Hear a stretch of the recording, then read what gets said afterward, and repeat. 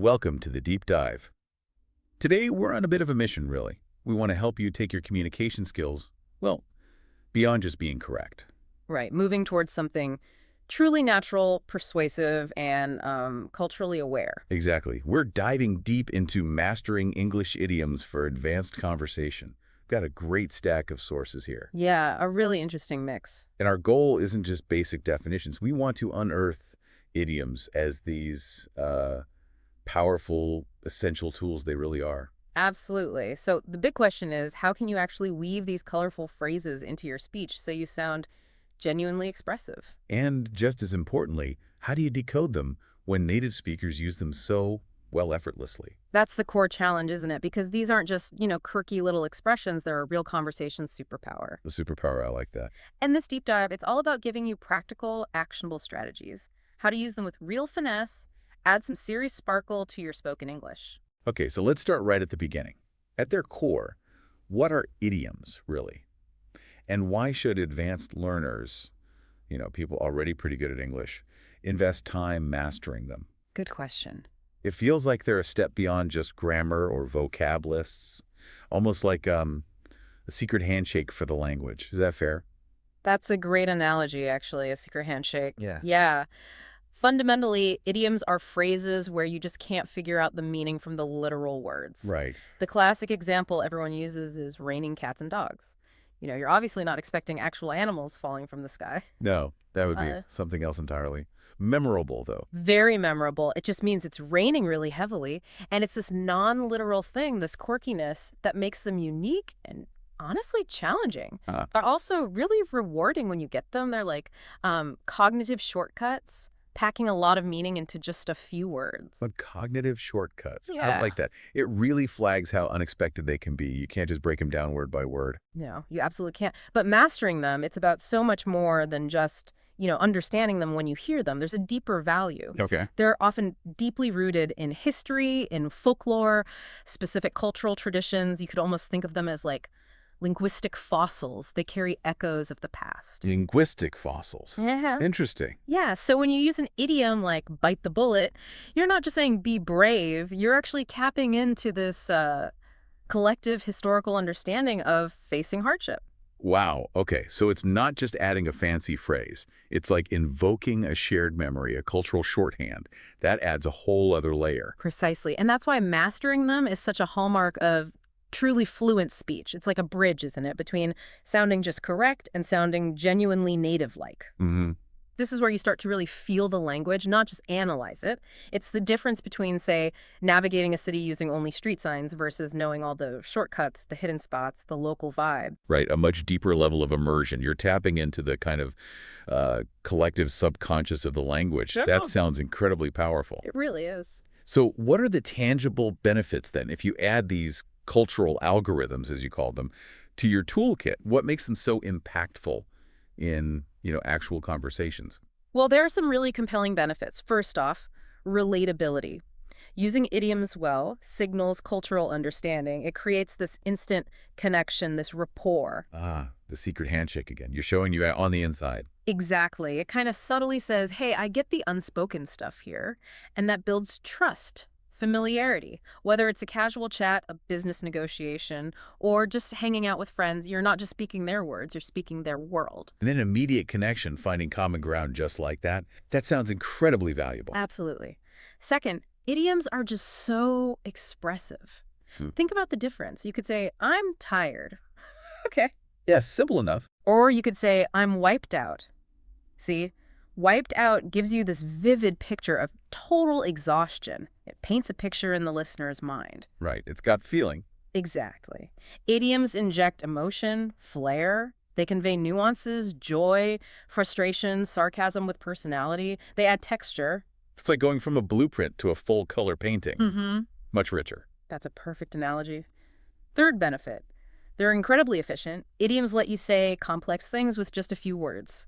Saves time, makes your speech more dynamic. Okay, so instead of saying, right, I am going to start this new project very quickly, without any delay, and I plan to be productive immediately. which Yeah. is a bit of a mouthful. Yeah, quite a bit. You just say, I'll hit the ground running. Much punchier, right? Much punchier. Way more impact. Concise, memorable, really valuable in professional settings or any fast-paced chat, lets you exchange complex ideas faster, sound more decisive. That's a big plus, especially when time is short, like using a keyboard shortcut instead of clicking through menus. Precisely. And finally, number 4, idioms signify mastery. When you use them naturally, effortlessly, it shows you've gone beyond textbook English. Right. It signals a nuanced understanding, advanced proficiency. It shows you've absorbed the spirit of the language, not just memorized rules. So it's like graduating from playing scales on the piano to actually improvising a solo. It's more fluid, more creative. That's exactly it. It's moving from individual notes to the full melody. It boosts your confidence, earns respect. Okay, that sounds like the goal. But, I mean, there must be pitfalls, right? Getting them wrong could be, well, embarrassing or worse. Oh, absolutely. Big time.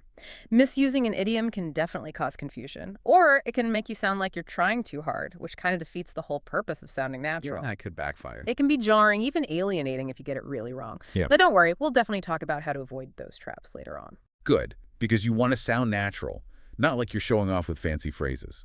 So, okay, we get the power of idioms, but how do you actually build up this linguistic arsenal without feeling totally overwhelmed? There's so many. That's a really common concern. And what the research suggests and what seems to work for learners is categorizing them. It helps you manage the information, like chunking. Makes sense. Break it down. Yeah.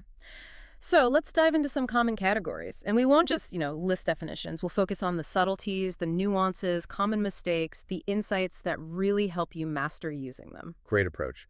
So what categories are we looking at? We'll cover everyday idioms, professional ones for work, idioms for emotions, social situations, and even idioms for handling conflict and talking about success and failure. Okay, sounds comprehensive.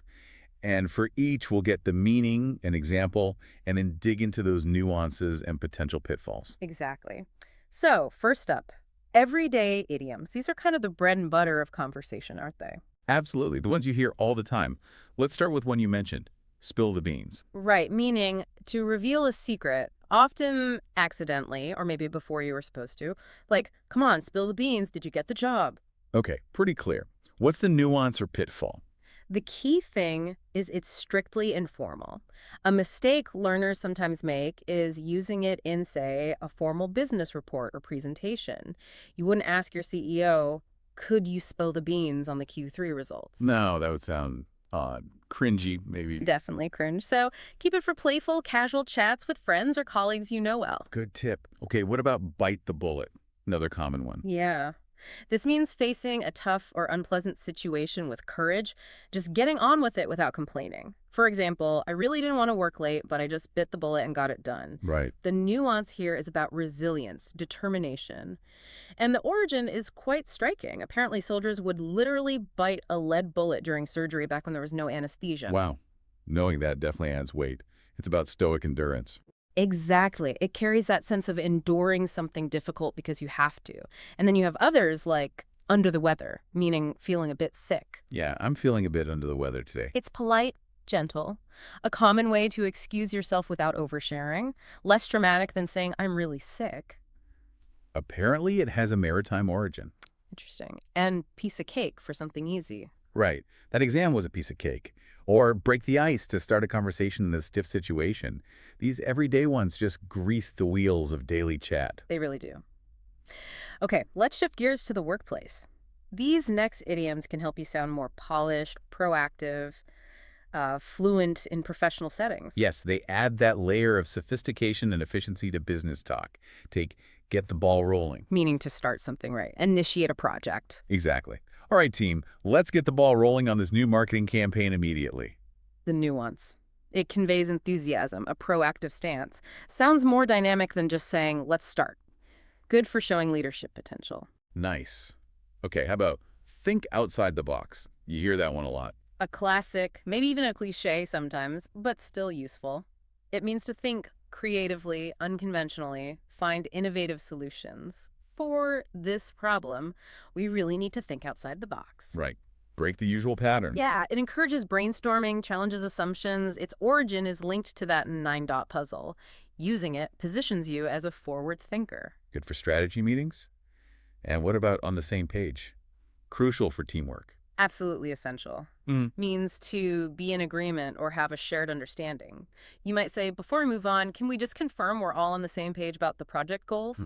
It's ideal for checking alignment, making sure everyone understands things the same way, prevents miscommunication later. It's about shared interpretation of facts. Super valuable for clarity.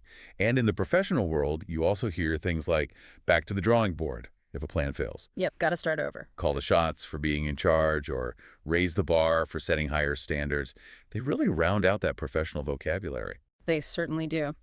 Okay, let's move on to emotions.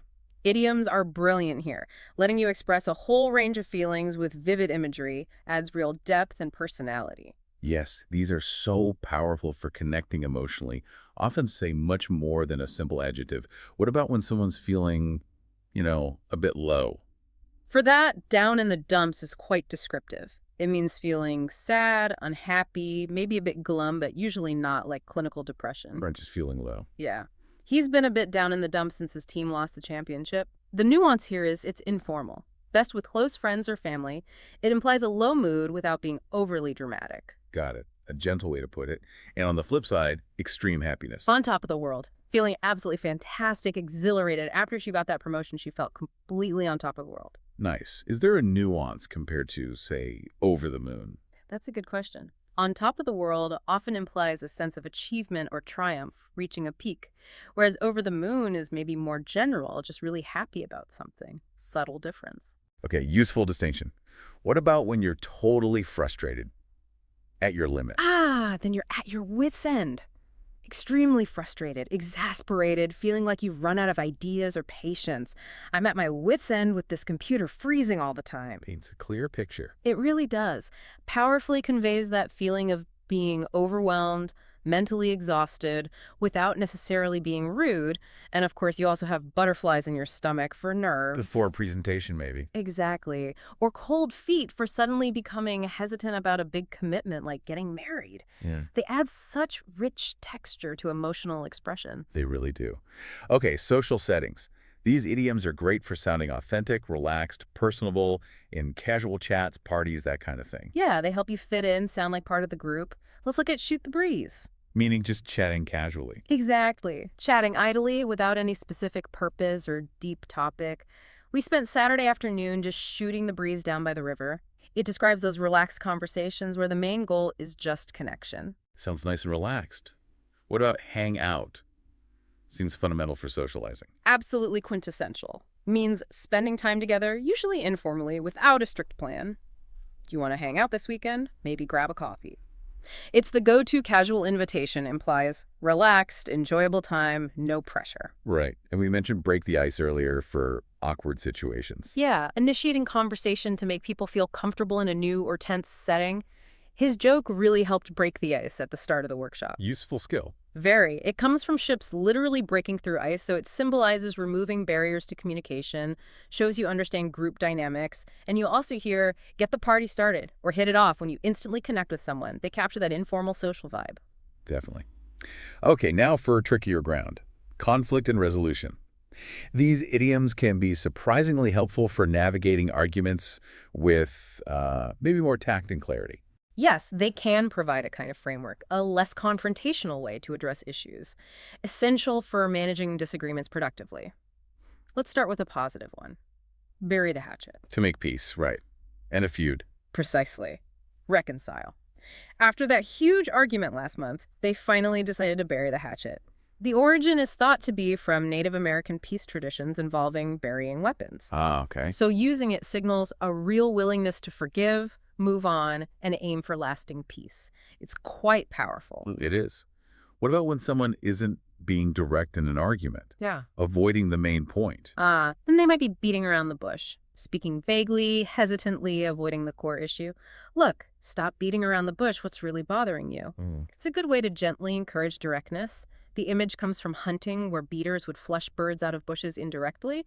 So it's a polite but firm nudge for clarity. That's a useful phrase. And also in this area, things like clear the air. Yes, resolving tension through open, honest discussion. We needed to have a talk to clear the air after that misunderstanding. It implies unspoken issues were causing a bad atmosphere. And add fuel to the fire means making things worse. Exactly. These give you a sophisticated toolkit for handling those difficult conversations. Very helpful. Okay, final category, success and failure. These idioms add nuance when talking about outcomes, whether good or bad. Yeah, they help you frame those highs and lows with the right touch, make your storytelling more engaging. Let's start with a success one. On a roll. Meaning experiencing a period of repeated success. Good fortune. That's it. She's really on a roll this year. She's won 3 awards already. Conveys momentum, a positive streak. Likely comes from gambling, like rolling dice. Good for sharing positive news enthusiastically. Nice. What about when you miss an opportunity? Then you've missed the boat. Failed to take advantage of something beneficial. I wanted to invest in that company early on, but I waited too long and missed the boat. I regret. Exactly. It expresses regret for a lost chance without sounding overly dramatic or self-pitying. Very relatable. It is. And when success seems absolutely certain. Then you might say it's in the bag. Victory is assured. Don't worry about the presentation. I've practiced loads. It's in the bag. Confident. Conveys strong confidence. Used when success feels imminent. The origin might be like game caught in a hunter's bag. It's secured. And you also have strike gold for finding great success, or go down in flames for feeling spectacularly. They really bring outcomes to life. They really do. Okay, so we've got this great collection of idioms, nicely categorized. But language isn't static, is it? And English is global. How do regional variations play into this? How does that affect an advanced learner trying to sound natural or, culturally aware? That is such a crucial point. Idioms vary hugely by region. Understanding this isn't just about avoiding confusion, it's about connection. It shows a deeper grasp, like knowing local customs. Right. So can you give us a quick flavor, like American versus British versus Australian examples? Sure. American idioms often pull from sports, business, pop culture. Think Monday morning quarterback, someone criticizing after the event. Yeah, easy to do then. Or jump on the bandwagon, joining a trend just because it's popular. They tend to be pretty direct, practical. Okay. And British. British idioms can sometimes feel a bit more quaint or witty, often rooted in older traditions. You hear chuffed to bits, meaning really pleased. Chuffed to bits. I like that one. Or knackered just means extremely tired. They add that specific British flavor. Right. And Australian, I hear they have some unique ones. Oh, they definitely do. Aussie idioms are often playful, colorful, reflecting their culture and humor. Fair dinkum means genuine, true. Fair dinkum. And the wonderfully vivid, flat out like a lizard drinking, meaning incredibly busy, just paints a picture, doesn't it? It really does. Yeah. Flat out like a lizard drinking. Okay. So practically, if you're in a global meeting talking to people from the US, UK, Australia, maybe India, Yeah. what's the strategy? How do you navigate that? Good question. In those mixed settings, safety first. Stick to more universal idioms, things like bite the bullet, on the same page, get the ball rolling. They're pretty widely understood. Okay, the safer bets. Yeah.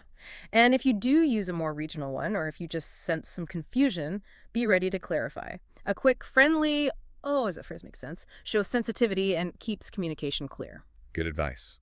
Prioritize clarity.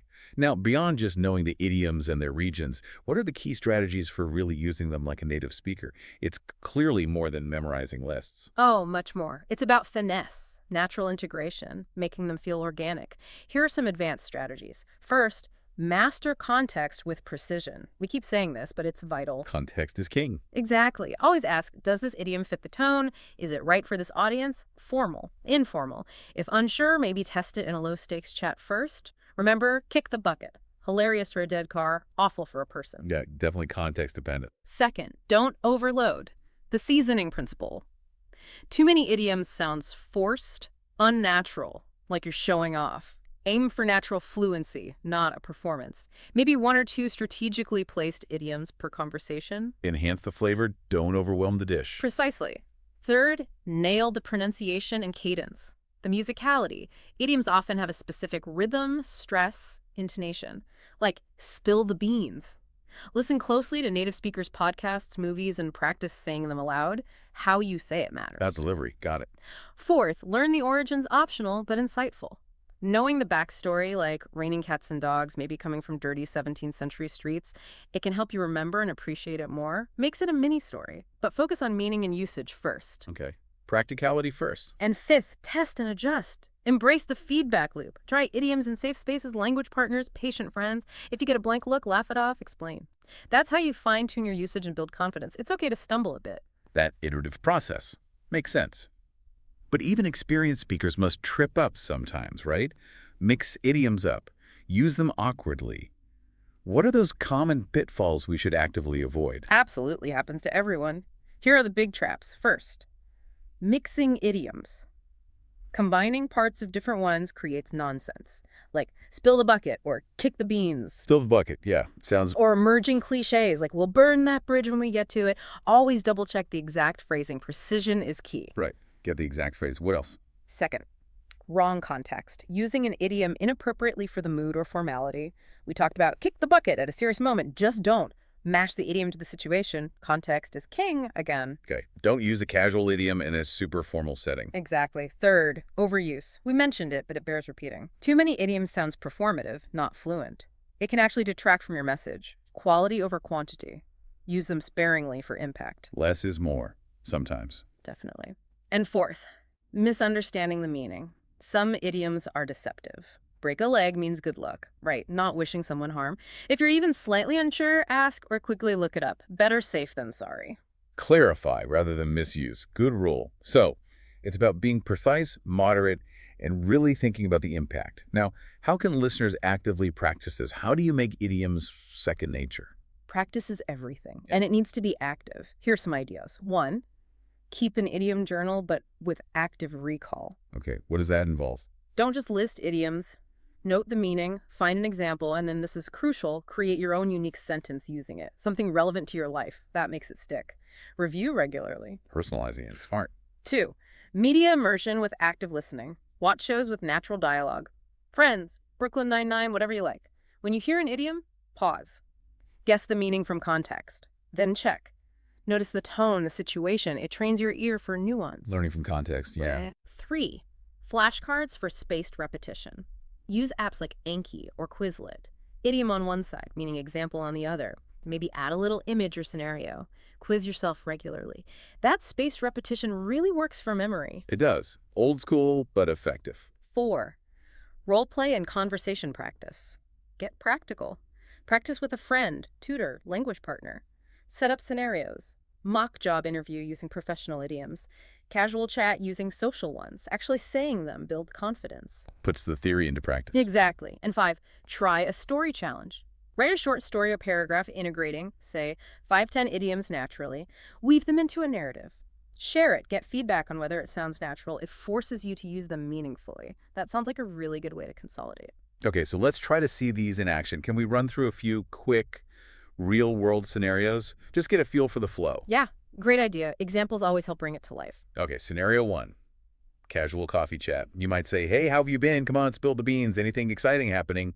And your friend replies, actually, yeah, I'm over the moon. I just got offered my dream job. Wow, no way. That's fantastic. You're really on a roll lately, aren't you? See, that feels so natural. The idioms just slot right in. Adds warmth. Exactly. Spill the beans, over the moon, on a roll. They keep it light, friendly, engaging. Way better than just saying, tell me your news. I am happy you are successful. Much more human. Ah, Okay, scenario 2.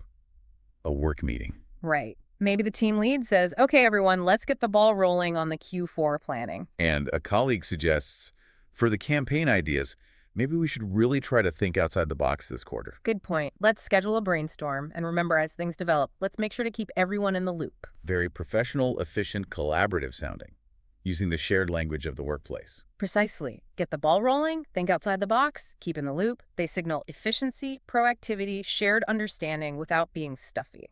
Okay, last one. Scenario 3. Maybe resolving a disagreement. A bit more delicate. You might start with, look, I feel like we're maybe beating around the bush here. Can we talk about what's really bothering you? And the other person says, you're right. Okay, let's just clear the air. I was actually upset about how that meeting went yesterday. Okay, I understand. Thanks for saying that. Let's figure it out. Can we agree to bury the hatchet on that specific issue and move forward? Yeah, that feels constructive. Using idioms provides a kind of structure for a difficult talk. It does. They help de-escalate, clarify, show respect. Beating around the bush, clear the air, bury the hatchet. They offer pathways to resolution. These examples show how idioms just weave into the fabric of real talk. Definitely. Now, for listeners who feel pretty comfortable with the basics, using idioms accurately, how can they take it up another notch, get more strategic, maybe even creative? The advanced level. Yes, once you've got a solid foundation, you can start playing a bit more, making your usage really stand out. Here are a few ideas. First, blend idioms with humor. Pair an idiom with a witty or self-deprecating tone, like, "While this project deadline has me in a bit of a pickle, but I guess I'll just bite the bullet and survive on coffee this weekend." Adds personality, shows command. Yeah, it takes the edge off a complaint, maybe. Yeah, Adds a light touch. exactly. Second, adapt to your audience with more nuance. Really think about who you're talking to.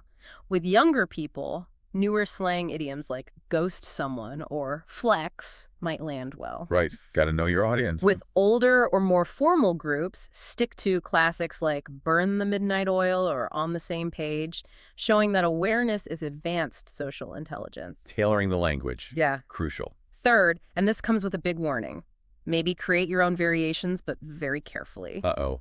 Sounds risky. It is. Only if you're at a super high level of fluency and intuition. Playfully tweaking an idiom like saying raining buckets instead of cats and dogs. But honestly, best saved for close friends who get your humor. Missteps here can be really awkward. Okay. Handle with extreme care. Very extreme. And fourth, use idioms in writing, not just speech. Sprinkle them into informal emails, team updates, social media.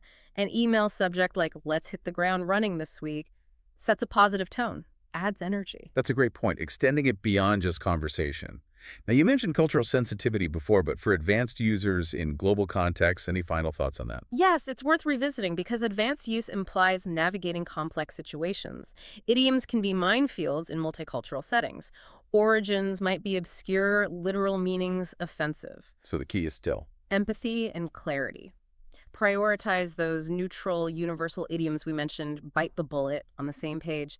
They travel well. stick to the safer ones. And always watch reactions. If you see a flicker of confusion, just explain gently, "Oh, that just means..." It builds rapport, shows you care about being understood. And definitely avoid idioms touching on sensitive topics, death, religion, politics, unless you really know your audience well. Effective, respectful communication trumps using a clever phrase every time. Fantastic advice. Clarity and respect above all. Wow, what a deep dive this has been. Through the vibrant, sometimes tricky world of idioms, it's so clear they're way more than just fancy extras. They really are the heart and soul of natural, engaging English, aren't they? They open up new ways to express yourself, to connect. Mastering things like spill the beans or hit the nail on the head or going the extra mile. Oh, It's not just about vocabulary. no, it's about building deeper connections, boosting your confidence, making your conversations more, well, memorable. More like a tapestry than just threads. Becoming a more engaging, nuanced communicator. Able to navigate different situations with more ease, more authenticity. That's the goal. Well, hopefully this deep dive has given you, our listener, the tools and maybe the confidence to really embrace idioms. So what's the next step? Maybe just pick one or two from today. Yeah, just a couple. Try them out in a low-stakes chat. See how they feel, how they land. Every attempt is progress. Right? Absolutely. Practice makes progress. It's a journey of exploration, of discovery. And don't be afraid to make mistakes. Honestly, every little slip-up, every awkward moment, it's just a step towards getting it right, towards more natural expression. Couldn't agree more. So go out there, give it a try, or as they say in the theater, break a leg, and let your conversations truly shine.